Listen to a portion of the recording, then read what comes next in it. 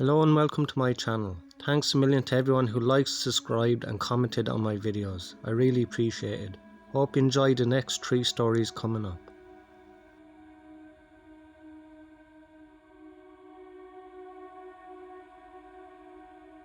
A couple of years ago, me and my boyfriend were looking at this budget Airbnb for the weekend in Berlin. It wasn't the nicest place we've seen, but to us it was just going to be a place to get some sleep in between hours of exploring Berlin. We'd hardly be there basically, so we figured we'd go for it. When it comes to paying for the rental stuff, there's a problem with my boyfriend's car details. So we decided to use mine, and there's a problem with my card as well. So we tried using PayPal, that doesn't work either, and we can't work out what's going on, because we definitely had the money in our accounts. It must have been a problem with the Airbnb's payment services or something, but tell that to the owner, who ended up getting really annoyed with us, because we'd already basically agreed to rent the place via verbal agreement. By the time we got our bank stuff sorted, it turned out it was fraud on both our accounts. They weren't interested in renting to us anymore, so we missed out, or so we thought. Ages and ages later, my boyfriend sends me a link to an article from a German newspaper telling me to get it up on my iPad so I could use Chrome to translate it. But before I actually used the translate feature, I scrolled through the whole article. Like, why did he send this to me? And lo and behold, there's a picture of the Airbnb we wanted to rent. Only then did I translate the text. It was only after that I read that 2 parents and their young baby had died in a carbon monoxide leak that occurred overnight in the bloody Airbnb we were going to stay in. I'm not religious or anything, never have been, but I kinda get what people were talking about. Now when they mentioned guardian angels or whatever, if it hadn't been for that annoying fraud, we'd have rented that flat and it might have been us. And still to this day, I'm not sure if the landlord got charged with murder or manslaughter. Just lucky it wasn't us.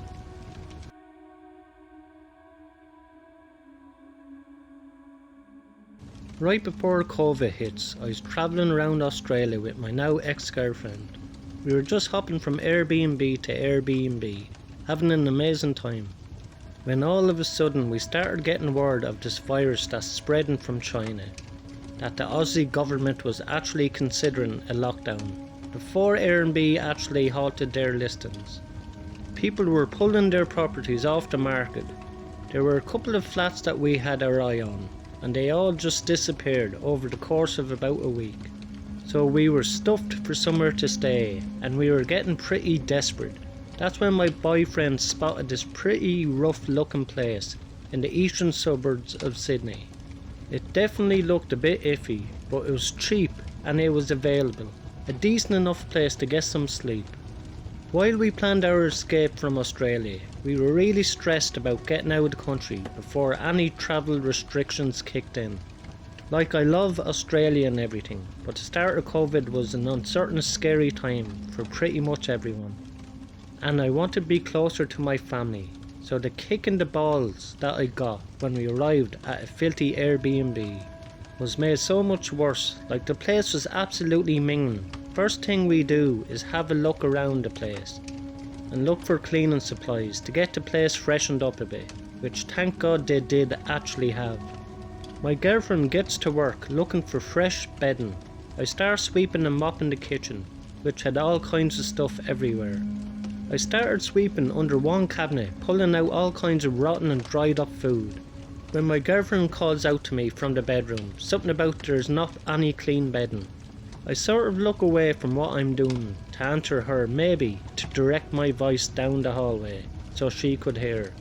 I don't know, but either way I took my eye off what I was doing for a second. The only way I knew something is wrong is because I can feel the handle of the broom shaking in my grip. Now obviously I'm thinking, why is my broom moving on its own? I instinctively look back around to see the biggest spider I'd ever seen in my life running up the handle of the broom, directly at me. I'm not even ashamed to say that I let out one of the biggest screams I've ever done in my life. Honestly, I was like a banshee in that kitchen. I threw down the broom and legged it out of the room at full pelt. I just cannot deal with big spiders. Rats and other crawlies I'm fine with, but them spiders, nope, just nope. By the time we had the courage to peep back into the kitchen, we couldn't see it, but it was just horrifying to know that it was there. Lucky for us, we were only there a couple of days, but I couldn't spend any time in the kitchen without my skin crawling. I know it's not the scariest of stories like a serial killer or something, but a spider that size is the most terrifying moment of my life, and I hope never to repeat it again.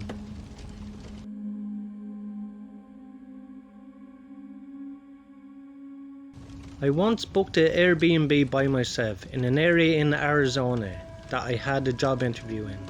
Since it was so far from home, I made a short trip out of it. I went with this one specific Airbnb because it was much cheaper than any of the hotels I could find. It was about a half an hour from where I'd be interviewing, which was fine by me. It was off some dead-end secluded road and had a nice view of the desert in the backyard. I brought my laptop with me to get some work done. That kept me busy most of the days I was there. I stayed for 3 days, with my interview being on the second day that I was there, which was a Tuesday. I would be leaving Friday, so on the Monday, the night before my interview, I was practicing interview questions for this specific company and just generally getting some last minute knowledge on their firm. I was doing this on my laptop in the living room of the little house, probably about 9 PM, and there was a tap at the window. I say tap because it wasn't exactly a knock, it sounded more like it could have been someone's finger. My head of course swung to the left to look at the window in reaction. I didn't see anyone, but it was also pitch black outside. I was kind of scared to look out the window, but I had to be a man and just do it. And there was no one as far as the eye could see, just darkness. Of course maybe it could have been a bug hitting the window. We've got some pretty nasty bugs here after all. The next day I got through my interview and thought I did pretty well. So for the rest of my little trip there, I explored different parts of the town in my car, ate at different restaurants and sat in the backyard and relaxed in the sun. Little did I know I was likely being watched while I was in the backyard. At night I was inside watching Breaking Bad on Netflix when it happened again, a single tap at the window. Now it was obvious it wasn't a bug. I was even more disturbed now, but once again rushed to the window. Even though I saw no one, that didn't mean someone wasn't out there. I checked the windows by the front door, then opened the door and looked outside for a second. Since there was no one there, I went back inside and then went to the back door. I stepped outside onto the back porch and looked out to the desert behind the house. Silence and darkness, and then I heard a click. A sound someone makes like they're clicking their tongue at the roof of their mouth. It was off in the distance, behind the light from the house. It was out somewhere in that cold desert. I felt as though someone could be hiding behind any number of them bushes, watching me and toying with me. I yelled out, and almost as they did it in response, there was another click. I pinpointed the direction it came from and looked that way. I could see someone now standing not too far away, dressed in dark clothes, blending into the darkness of the desert. I started walking a little closer, then stopped, realising I didn't want to get any closer to that person. I called out, "You're on private property. I'm going to call the cops if you don't leave." And I saw the person quickly walk away. I thought in my head that was maybe the Airbnb owner, but obviously that was a stretch, and I didn't really know what to actually think. The night following, I was in my bed on my laptop watching Breaking Bad again. Before going to bed, I think I watched 2 episodes, so I was doing this for about an hour and a half. I didn't hear any noises in the house though. I was definitely giving thought to that encounter from earlier while watching the show. When I finally turned off the light in the room and tried to fall asleep, within 10 seconds there was a click sound again, muffled from the inside of the closet.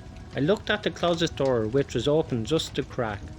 Then, a pretty natural response, I sprang out of bed still in my PJs and ran to the car. I sat in the driveway with the car running and I called 911. I stared at the house as I spoke to the dispatcher, waiting to see if someone would come out, because all of my stuff was still in there. The police car arrived, and upon entering the house we did a quick investigation of the house. Together it was very small with not many places to hide. Conclusively, I still packed my stuff and left that place that night for a nearby hotel. I contacted both Airbnb and the host, and I was only able to get a partial refund for my stay. I still think it may have been the host of the Airbnb. I mean, who else would have access to the house? There was no signs of forced entry, which leads me to believe whoever it was may have a key. But maybe I'm wrong. Maybe it was a stranger who snuck in at an opportune time. Once again, thanks a million to everyone who liked, subscribed and commented on my videos. I really appreciate it. If you enjoyed these 3 stories, you will enjoy the next 3 stories in the box above.